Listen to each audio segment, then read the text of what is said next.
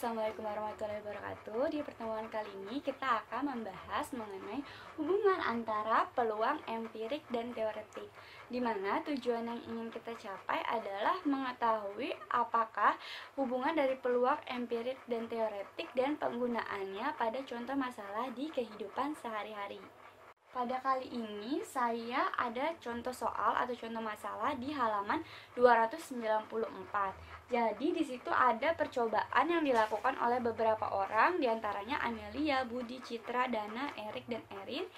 Nah, dia itu menghasilkan seperti ini nih, data diagram garis seperti ini, bahwa mata dadu 1 itu 19/20 kali muncul, mata dadu 2 20/120 kali muncul. Lalu maksudnya itu apa sih? Maksudnya ketika kita lihat nih dari sini, yang pertama mata dadu itu 1 itu muncul 19/120. Yang kedua muncul 20/120.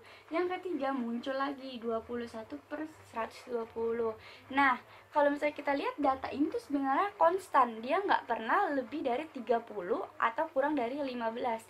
Dia selalu berada di sekitar antara 20 sampai dengan 120. Berarti hubungan pertama yaitu adalah memiliki konstan. Nilai yang konstan nilainya. Selain nilai yang konstan, dari sini juga kita bisa menentukan peluang teoretik. Peluang teoretik. Kan kita sudah tahu ya, peluang teoretik itu dia punya rumus, yaitu NA dibagi NS, di mana NA-nya itu adalah nilai atau kejadian yang sangat kita harapkan. Misalnya, kita sangat mengharapkan munculnya mata dadu 3. Berarti kan munculnya mata dadu 3 itu hanya satu kali ya, ketika kita melakukan pengundian atau percobaan, dia hanya satu kali muncul.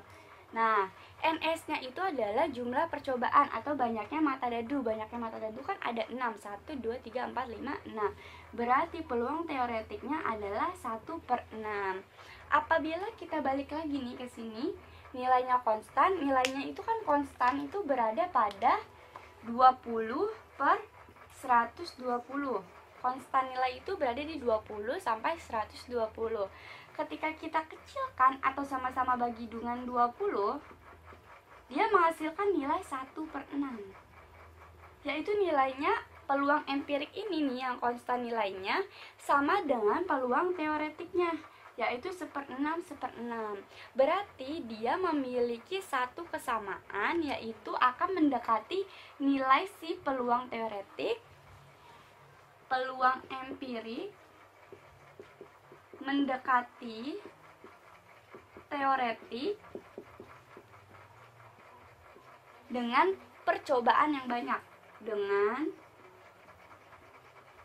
percobaan banyak. Kenapa saya katakan banyak? Karena kalau kita lihat di contoh ini nih halaman 294, kita bisa lihat kalau dia itu nyobanya sebanyak 120 kali. Kalau dia cuma nyobanya 2 kali atau 3 kali, kemungkinan dia nggak bakal mendekati nilai yang sama. Tapi karena dia mencoba sampai 120 kali pengundian mata dadu, makanya dia memiliki nilai empirik dan teoretik yang sama, yaitu senilai 1/6. Nah, ini adalah contoh soal yang sesuai dengan hubungan antara peluang empirik dan teoretik. Ada pada halaman 310, di mana di situ dikasih tahu bahwa ketika jalan-jalan ke mall, Rudy itu mendapat kesempatan untuk memilih di antara 3 kotak A, kotak B, kotak C, di mana ketentuannya yang berwarna merah itu adalah mobil, yang berwarna kuning adalah motor, dan yang berwarna hijau itu adalah TV. Yang ditanyakan sama si Rudy ini adalah dia tuh pengen banget dapat mobil. Berapa sih kesempatan peluang dia terbesar kalau misalnya ngambil A, apa ngambil B, atau ngambil C? Kotak mana yang memiliki peluang lebih besar apa untuk dia tuh si Rudy mendapatkan mobil? Jadi dalam mencarinya, kita perlu mengetahui terlebih dahulu jumlah dari kotak A. 8 tambah 9 tambah 10, hasilnya adalah kita tambah 8 tambah 9, 17 tambah 10 berarti 27. Nah, yang kotak B juga kita jumlah, 10 tambah 11, 21, tambah 14 adalah 35, Sama di kotak C juga kita jumlah 12 tambah 14 adalah 26. Kita tambahkan lagi dengan 19, itu hasilnya adalah 45. Nah ini yang A itu 27, yang B itu 35, yang C itu adalah 45. Langkah selanjutnya adalah dengan mengetahui peluang empiriknya. Peluang empiriknya kan banyak kemunculan, banyak muncul dibagi dengan banyak percobaan. Banyak kemunculannya di sini adalah A itu 8, banyak percobaannya 27, sedangkan pada B banyak kemunculannya 10, banyak kejadiannya adalah 35. Untuk C banyak kemunculannya adalah 12, banyak kejadiannya adalah 45.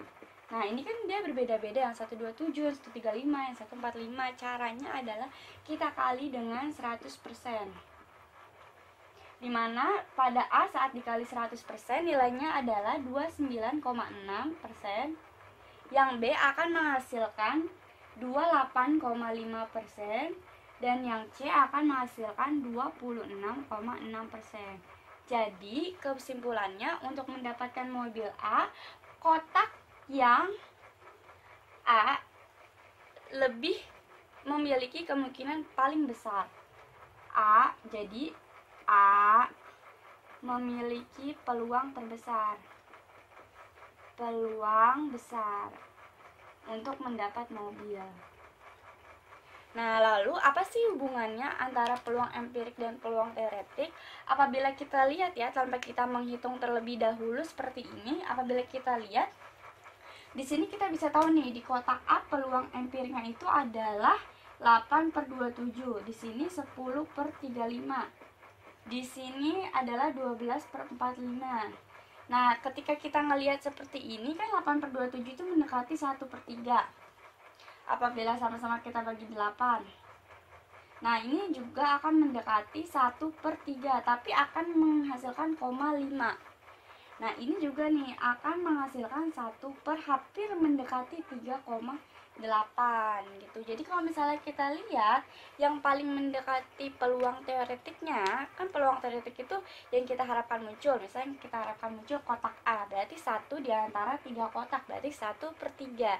Jadi apabila dia nilainya mendekati nilai peluang empiriknya mendekati nilai peluang teoretiknya, seperti hubungan di awal, dia bakal nilainya konstan dan menghasilkan peluang paling terbesar. Kesimpulan yang kita dapatkan pada pertemuan hari ini adalah terdapat hubungan antara peluang empirik dan peluang teoretik, di mana yang pertama mereka memiliki nilai yang konstan, yang kedua peluang empirik nilainya selalu mendekati peluang teoretik apabila dilakukan percobaan sebanyak-banyaknya.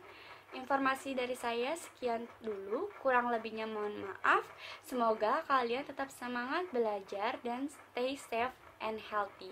Thank you. Wassalamualaikum warahmatullahi wabarakatuh.